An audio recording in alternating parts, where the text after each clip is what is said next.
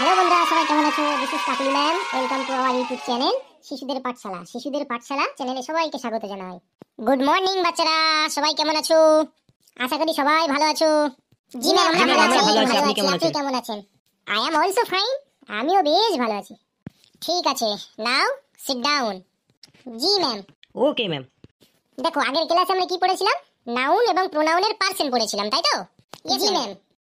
তাহলে I hope তোমরা বাড়িতে পড়াটা খুব সুন্দর করে তৈরি করে নিয়েছো। জি ম্যাম। ইয়েস ম্যাম, আমরা ভালো করে পড়েছি। আজকের ক্লাসে আমরা পড়ব নাউন বা প্রোনাউনের কেস। ঠিক আছে? দেখো, কেস, এই কেসের বাংলা হচ্ছে কারক। দেখো, কেস বা কারক মানে হচ্ছে position of noun and pronoun in a sentence. মানে কোনো বাক্যে নাউন বা প্রোনাউনের পজিশন মানে অবস্থানকে আমরা কি বলবো? কেস বলবো বা কারক বলবো। দেখো, যদি আরো অন্যভাবে বলি, মানে আরো সহজ করে বলতে গেলে, কোনো বাক্যে যে কোনো শব্দের সঙ্গে নাউন বা প্রোনাউনের যে সম্পর্ক, সেটাকেই আমরা কেস বা কারক বলি। আশা করি বুঝতে পেরেছো? সরি ম্যাম, অল্প অল্প বুঝেছি। আচ্ছা, আমি একটা এক্সাম্পল দিই, তাহলে আরো পরিষ্কার তোমরা বুঝতে পারবে, তাই না? ইয়েস জি ম্যাম।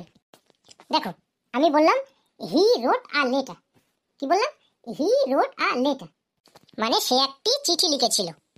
দেখো, একটু আগে আমি বললাম যে কোনো বাক্যে অন্য কোনো শব্দের সঙ্গে নাউন বা প্রোনাউনের যে সম্পর্ক, তাকেই আমরা কারক বলি। তাহলে এখন ভালো করে লক্ষ্য করো, এই যে আমি বললাম হি রোট আ লেটার, মানে সে একটি চিঠি লিখেছিল। এখানে হি হলো প্রোনাউন, রোট হলো ভার্ব, এবং লেটার হলো নাউন। ঠিক আছে? এখন এই যে হি রোট, সে লিখেছিল, এই হি প্রোনাউনের সঙ্গে রোটের একটা সম্পর্ক আছে। আবার এই রোট আর লেটার, মানে লেটার কি করেছিল? লিখেছিল। তাহলে রোট ভার্বের সঙ্গে নাউন লেটারের একটা সম্পর্ক আছে। এই যে সম্পর্ক, সেই সম্পর্ককেই আমরা কারক বলি। আই হোপ এবার বুঝতে পারলে? জি ম্যাম, এবার বুঝতে পেরেছি। তাহলে কি বুঝলে তাই বা তুমি বলো? ম্যাম, কোনো সেন্টেন্সে অন্য কোনো ওয়ার্ডের সঙ্গে নাউন বা প্রোনাউনের যে রিলেশন থাকে, তাকেই আমরা কারক বলি। Very good. চলো এবার আমরা দেখব টাইপস অফ কেস। দেখো, মোট কারক হচ্ছে 5 প্রকার। ঠিক আছে? কয় প্রকার বললাম? 5 প্রকার। নাম্বার 1 হচ্ছে সাবজেক্টিভ বা নমিনেটিভ কেস। নাম্বার 2 হচ্ছে অবজেক্টিভ কেস। নাম্বার 3 হচ্ছে পজেসিভ কেস। নাম্বার 4 হচ্ছে ভোকেটিভ কেস। এবং নাম্বার 5 হচ্ছে ডেটিভ কেস। এখন এই 5 প্রকার কেসের ভিতরে শেষের দুটি কেস, মানে ভোকেটিভ কেস এবং ডেটিভ কেস, এই দুটি কেসের এখন ব্যবহার ইংরেজিতে তেমন নেই। সেই জন্য আমরা কি করব? প্রথম 3টি কেস ভালো করে বুঝবো, যেগুলির ব্যবহার খুব বেশি। মানে ভোকেটিভ কেস আর ডেটিভ কেস না জানলেও আমাদের চলবে, কেমন? তাহলে চলো প্রথম 3টি কেস আমরা একে একে ভালো করে বুঝে নিই। ইয়েস জি ম্যাম। দেখো, খুব সহজভাবে বোঝানোর চেষ্টা করব, আর সহজভাবে বুঝবে। ঠিক আছে? এদিক ওদিকে মন না দিয়ে খুব সহজভাবে বুঝে নেবে। কনসেপ্ট যদি ক্লিয়ার না থাকে, তাহলে কিন্তু ইংরেজিতে উন্নতি করতে পারবে না, কেমন? তাহলে সবার প্রথমে আমরা দেখব নাম্বার 1 সাবজেক্টিভ বা নমিনেটিভ কেস। এই সাবজেক্টিভ বা নমিনেটিভ কেসের বাংলা হচ্ছে কীর্তকারক। এখন এই যে বললাম কীর্তকারক, কারক মানে তো বুঝলাম, কিন্তু কীর্ত মানে? কীর্ত মানে হচ্ছে যে কাজ করে। তাহলে আমরা সাবজেক্টিভ বা নমিনেটিভ কেস কাকে বলবো? দেখো, যে কাজ করে তাকে আমরা কর্তা বলি। তাহলে যখন কোনো সেন্টেন্সে কোনো নাউন বা প্রোনাউন যদি কর্তাকে ইঙ্গিত করে, তাহলে সেই নাউন বা প্রোনাউনকে আমরা সাবজেক্টিভ বা নমিনেটিভ কেস বলবো, কেমন? এবার আগের উদাহরণটা ভালো করে মনে করো। আমি বলেছিলাম হি রোট আ লেটার। এখন এই হি রোট আ লেটার এই সেন্টেন্সে আমি যদি সাবজেক্টকে খুঁজতে চাই, মানে কর্তাকে খুঁজতে চাই, তাহলে এই রোট ভার্বটিকে আমাকে কে দিয়ে প্রশ্ন করতে হবে। হি রোট আমি বলেছি, তাহলে রোটকে যদি আমি কে দিয়ে প্রশ্ন করি যে কে লিখেছিল, তাহলে উত্তর কি আসবে? হি, মানে সে লিখেছিল। তাহলে এই হি হচ্ছে কি? কর্তা। আর এই হি প্রোনাউনকেই আমরা কি বলবো? সাবজেক্টিভ বা নমিনেটিভ কেস। বুঝতে পারলে? জি ইয়েস ম্যাম, ম্যাম, বুঝতে পেরেছি। তাহলে কি বুঝলে তাই বা তুমি বলো? ম্যাম, কোনো বাক্যে যে নাউন বা প্রোনাউন কর্তাকে ইঙ্গিত করে, মানে যে কাজ করে তাকে ইঙ্গিত করে, তাকে আমরা সাবজেক্টিভ বা নমিনেটিভ কেস বলবো। ঠিক আছে, বুঝতে পেরেছো? তাহলে এবার দেখবো নাম্বার 2 অবজেক্টিভ কেস। এই অবজেক্টিভ কেসের বাংলা মানে হচ্ছে কর্মকারক। আর এই কর্ম মানে কি? দেখো, কারক মানে তো আমরা জানি, আর এই কর্ম মানে কি? মানে কর্তার দ্বারা যে কাজটি হয় সেটাই হলো কর্ম।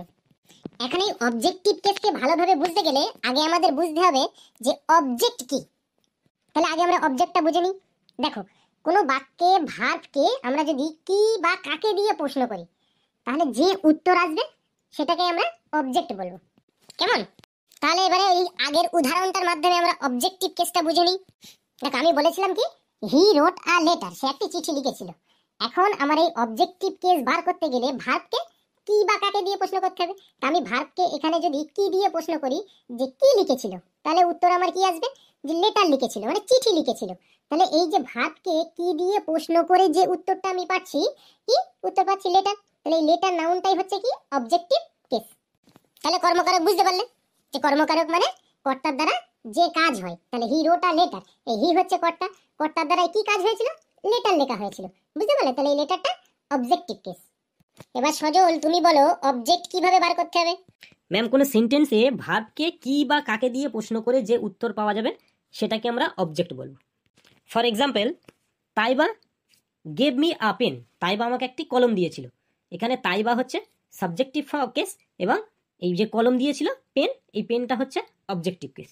বাহ বাহ বাহ বাহ, ওয়েল ডান ওয়েল ডান, খুব সুন্দর বুঝেছো। তাহলে চলো এবার আমরা নাম্বার 3 পজিটিভ কেসটা একটু বুঝে নিই, ঠিক আছে। পজিটিভের বাংলা হচ্ছে সম্বন্ধকারক। মানে পজিটিভ কেস সহজভাবে বলতে গেলে বাচ্চারা, ধরো কোনো জিনিসের উপর নাউন বা প্রোনাউনের অধিকার আছে বা অধিকার সম্বন্ধ বোঝাতে যে শব্দগুলো ব্যবহার করা হয় তাকে আমরা পজিটিভ কেস বলবো। তাহলে ভালো করে খেয়াল করো, আমি যদি বলি Ram wrote a letter to his brother, মানে রাম কাকে চিঠি লিখেছিল, তার ভাইকে চিঠি লিখেছিল, হিজ ব্রাদার। তাহলে ওই ব্রাদারের উপর রামের যে অধিকার বা সম্বন্ধ আছে সেটা বোঝানোর জন্য কি ব্যবহার করা হয়েছে, হিজ ব্রাদার, তার ভাই। এই হিজটা হচ্ছে তাহলে কি পজিটিভ কেস। আশা করি বুঝতে পেরেছো, অসুবিধা নেই কারো। Yes, জি, ma'am, বুঝতে বুঝতে পেরেছি। পেরেছি। এইবারে দেখো, এই যে পজিটিভ কেস, এই পজিটিভ কেস আবার দুই ভাগে ভাগ করা যায়। একটি হলো পজিটিভ অ্যাডজেক্টিভ আর একটি হলো পজিটিভ প্রোনাউন, বুঝলে। তাহলে চলো এবার আমরা ওই প্রোনাউনের টেবিলটা পুরো জেনে নিই।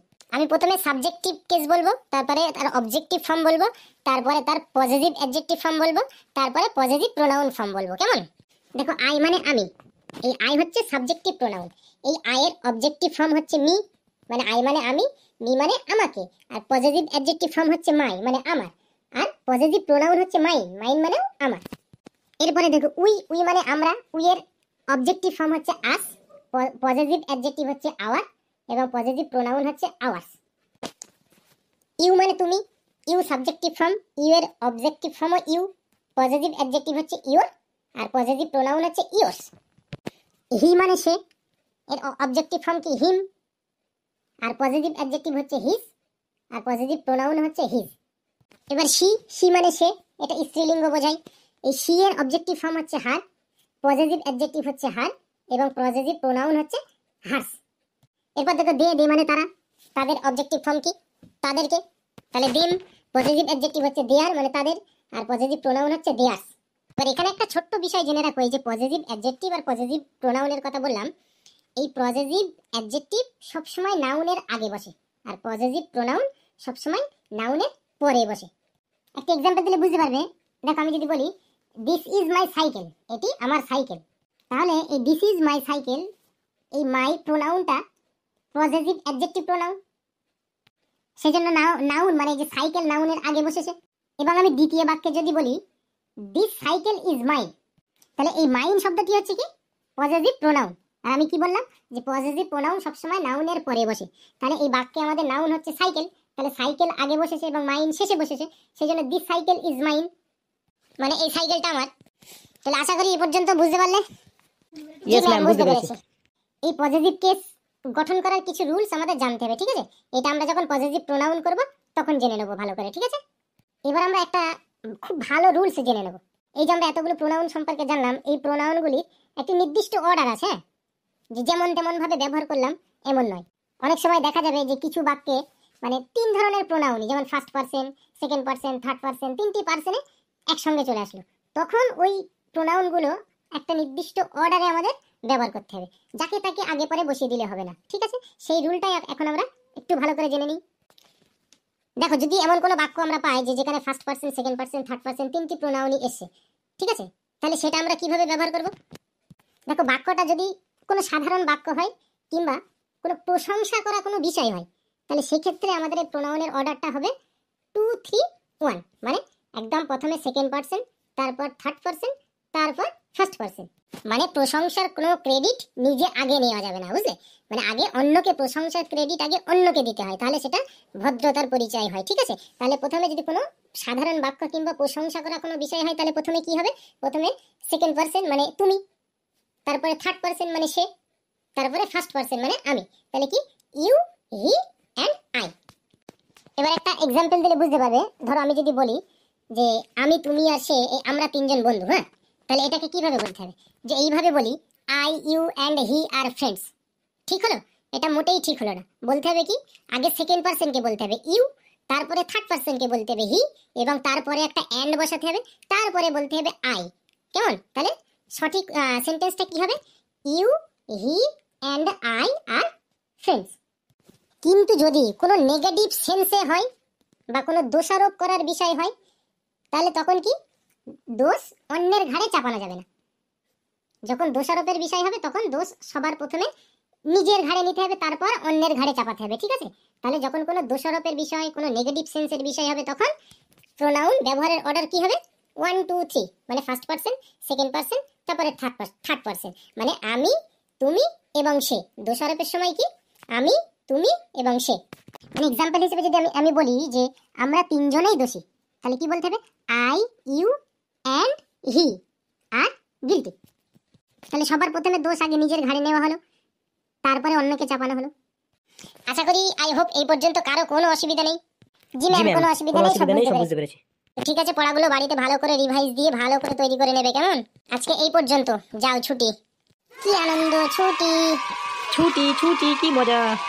তো বন্ধুরা, তোমরা যারা আমাদের ক্লাসটা দেখছো, ভিডিওটা ভালো লাগলে ভিডিওটা একটা লাইক করবে, এবং নিজে যতটা শিখলে ততটা অন্য কাউকে শেখার জন্য ভিডিওটা শেয়ার করে দেবে।